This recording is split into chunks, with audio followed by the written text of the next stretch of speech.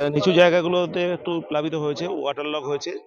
আমরা আমাদের সরকারিভাবে আমরা সব জায়গায় ঘুরে দেখেছি, আমরাও ঘুরেছি, পঞ্চায়েত থেকেও ঘুরছি।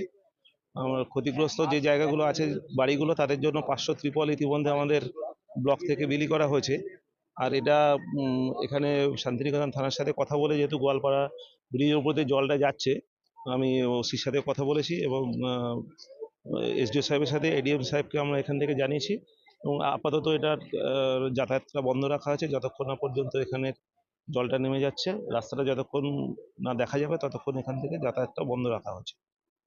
কোনো রকম দুর্ঘটনা না, কোনো ক্যাজুয়ালিটি কিছু নেই, তবে অনেক জায়গাতেই ওয়াটার লক হয়েছে। অনেক চাষের জমি অনেক জায়গাতে ডুবে গেছে, অনেক সবজির ক্ষেতগুলো ডুবে গেছে।